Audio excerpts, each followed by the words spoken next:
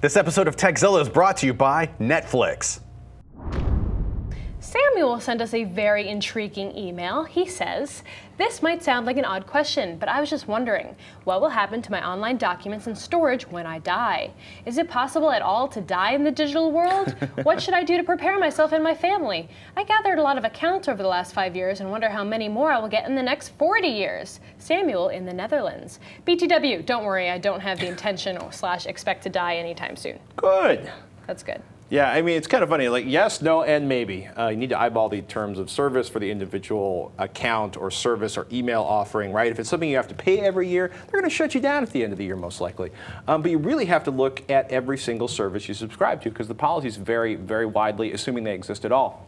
Here's the thing, a basic rule of thumb. The more users and the longer a service has been around, the more likely it is to have an official policy, because the more likely it is that they've actually had to deal with users dying. Gmail and Facebook we'll talk about in a second. But first, I'm going to say, if this info or data is important to you, you need a will, you need a plan, you need legal powers in the hands of somebody you trust. You need that info in your will or with your spouse, your executor, your attorney, your trusted friend, your family member, or at least make sure that your wife can get into the Dropbox account and download those 20,000 photos of the kids you have backed up there, or so that your lawyer can close out the email account before your kids read all the email you exchanged while you were raising them, or how you donated, what they thought was their inheritance to the International Association to Save the Penguin. Do you understand what I'm saying? This may be a big deal to you. This may not be a big deal to you, but it's really interesting, right? Because if you look at Gmail, for example, your survivors might be able to access Gmail and other Google accounts, quote, if an individual has passed away and you need access to the contents of his or her email account. In rare cases, we may be able to provide the Gmail account content to an authorized representative of the deceased user. Right? Because one of the things that's really interesting about this is all of these, Google, Facebook, other online services, they make money off of the data they indexed from you. They use that for research. They sell that information. They don't want to automatically erase it. Facebook is especially tricky, right? Because they're so personal, because people's, they put their, it's crazy, right? Because most people post very personal information there. And because Facebook normally freezes or memorializes pages when they officially learn of an owner's death, right? So you can actually go in, report a deceased person's profile. Because originally they didn't have an official sort of reporting policy, and I think people took advantage of it as a joke. But they will basically lock down the account so that people can access it so it doesn't break all the existing threads that you've been a part of and posts. Check out the Wall Street Journal. They just actually wrote a really interesting article, Deaths Pose Test for Facebook. This isn't the first time this has kind of popped up with Facebook. In this case, it was around a family. The son committed suicide. They were trying to delete some particularly traumatic photos off the webpage. And the author points out state probate laws, which cover property and bank accounts, stuff like that, they haven't really caught up to online personas. And this isn't Facebook's first round of coverage regarding what happens to pages when their owners die. The first big flurry was back in 2009 when they came up with the whole memorials concept for Facebook users that had passed. So it's really interesting. It's really messy. And you really need to look at this. There's no standard for this. I think Nebraska may actually be the leader on this because they're assigning powers over online services to the executor of a will or an estate. And I would expect this to change a lot over the next decade or two.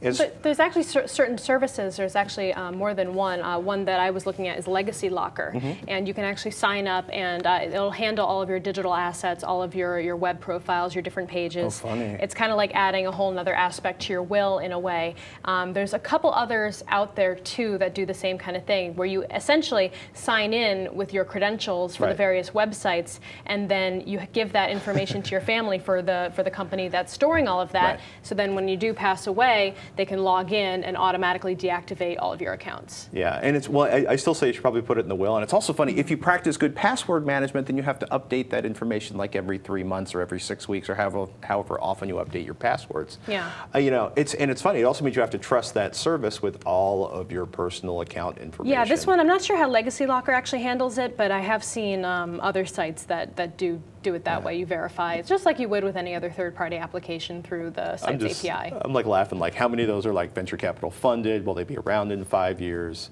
It's like everything else online. You have to take care of it constantly or you'll go insane.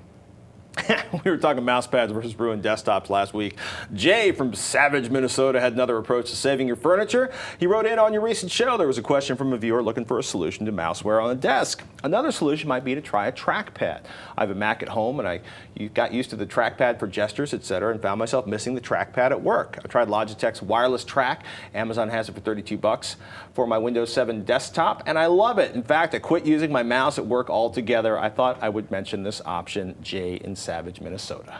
Nice. Thanks, Jay. For those of you that just need something to aim the cursor, it's a pretty good solution. But it can be tricky to use for people who need to use in something like, Photoshop or Illustrator, or something with a little more dexterity. Bring out the tablet. Oddly enough, the viewer we were talking about last week, he has a tablet that keeps a very pristine desktop environment. So he was looking for something. He basically was looking to refinish his desk. That's a whole other bizarre conversation. Yeah, interesting. Yeah. Got a question for us? We love your tech questions, or in Veronica's case, your axe-chucking questions. Send them into us, Tekzilla at revision3.com, or post them on our Facebook page at facebook.com/Tekzilla. It's just like flicking water. You just hold the hatchet, just a straight up and down motion, and just like flicking water. That's what they say. I'm getting you a tomahawk 5.5 paces back from the goal. From August 15th to September 3rd, police nationwide will be out in force to crack down on impaired driving. So don't put yourself and others in danger or risk the terrible legal repercussions. Drive sober or get pulled over. Let me explain something to you. Driving impaired, no matter what you've been taking, is stupid. Drunk driving is stupid. Fatalities and alcohol-impaired driving crashes accounted for 31% of all motor vehicle crash fatalities in 2010.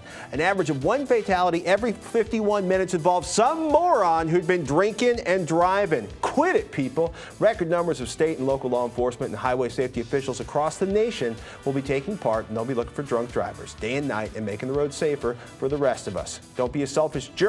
Don't be stupid. Don't kill your friends. Don't kill yourself. Do yourself a favor. Drive sober or get pulled over.